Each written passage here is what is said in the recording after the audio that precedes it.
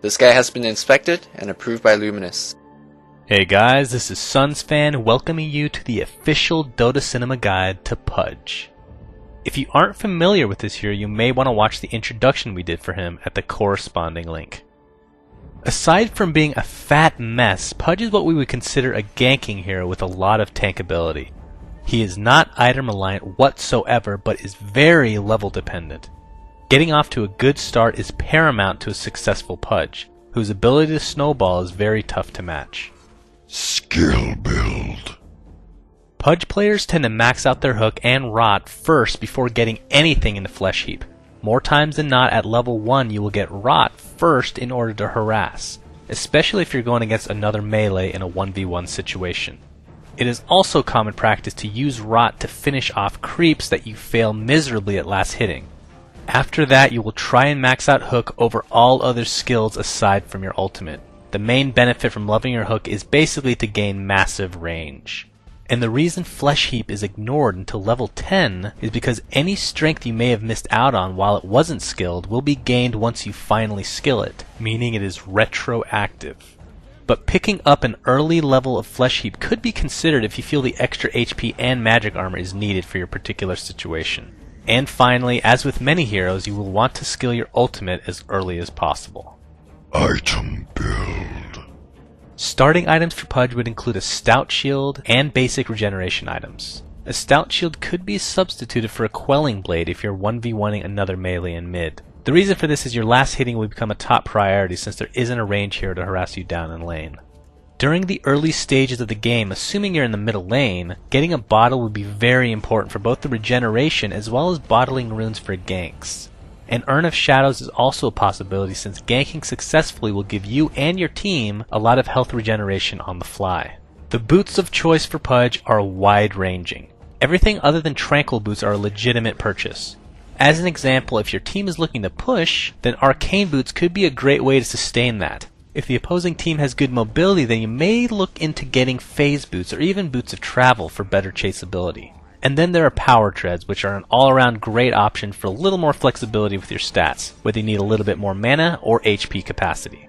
For the middle stages of the game, your bread and butter item is a Hood of Defiance.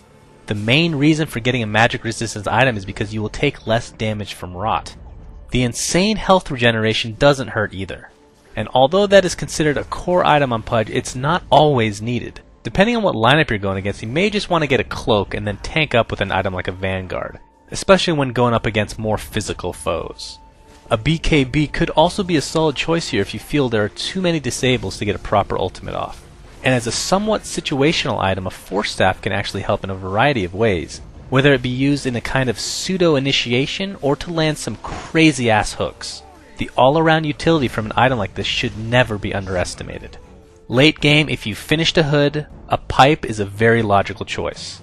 A heart could also be considered here since it adds a large amount of strength as well as the fact that the damage you take while rotting will not cancel the health regeneration. Lastly, a great item if you feel confident in your ability to channel Dismember is an Aghanim Scepter, since you could potentially heal to full life by eating someone's face. Gameplay. Your intention with Pudge is to snowball into an out-of-control monster. Ganking is the main priority, so make sure you bottle those runes to the best of your ability. Pushing the lane with your rot is also a good tactic if you aren't 100% confident in getting the runes yourself. But subtlety is the name of the game for Pudge. If the opposing team has wards while you get a rune, you can't just barge into the closest lane expecting a free kill. Depending on what rune you get, you may want to enter through the actual lane. Or even just go back to mid and when the lane is pushed, teleport to whatever lane needs a gank and have at it. Every time your ultimate is off cooldown, which, let's not kid ourselves, is most of the time, you'll want to gank at all costs. And although this may technically lie in the item department, the next two items are so useful for ganking that they should not be overlooked. The first item is a Smoke of Deceit, which can be an extremely helpful item for ganks, especially if the opposing team has a proper warding up. The second item is a simple teleportation scroll, which also allows you to bypass some potential wards. The reason for these items is because Pudge is very easily avoided during the laning stages if the proper ward control is possessed. But both smokes and TPs throw everything out of the equation, which is exactly what Pudge wants, because he can't do math anyway. And if you're thinking you should rely on your supports to buy the smokes, shame on you, good sir! A successful gank will more than pay for a smoke, so don't try to be stingy. And in the event the enemy is taking control of the game and solo kills are just not viable anymore, either try ganking with friends or just jungle up until you have the proper tank items to help with team fights.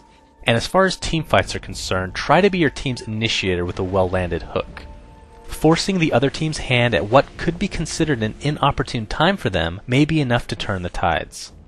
In the actual team fight, try and use your ult on key enemy heroes, even those that already have BKB activated. Many people think that this would be a waste, but you need to understand that the damage coming out from Dismember is more icing to the cake. And in case you missed that analogy, the cake is the 3-second disable. Friends and foes. People that love to hang out with the fatty would include those that have easy disables of their own, therefore making it easier for Pudge to catch up and deal damage. Some examples of this would include Lion and Shadow Shaman with their plethora of disables. Omni Knight is also a very fun combination since his repel will prevent Pudge from taking any damage from his rot. And also be sure to add Darkseer to this list since both his Surge and Ion Shell applied to Pudge make chasing a real dream. Heroes that don't appreciate a little meat, meaning heroes Pudge should try and stay away from, would include those with silences or percentile damage. Silences because not only will it cancel your Dismember, but it will also prevent you from turning off your rot. Some examples of this would include Silencer, Death Prophet, Drow, and especially Pudge's longtime nemesis, Doombringer. Percentile damage is also feared because these heroes don't care how much HP Pudge has. An example of this is Necrolite with his Heartstopper aura doing 1.1% of your health in damage per second. Another example of this would be Lifestealer with his Feast doing 7% life leech. And a final example would be Huskar, whose life break will have no mercy on Pudge. Thanks for watching, guys, and please remember to subscribe to our YouTube. Also, a special shout out goes to Flawless for his help in writing this guide. You can check him out at his YouTube, which is linked in the following annotation. And finally, please be sure to check out our stream at own3d.tv/DotaCinema, where you can find tournament shoutcasts, as well as me playing with you. This was Sunsfan, and please, have my babies, please.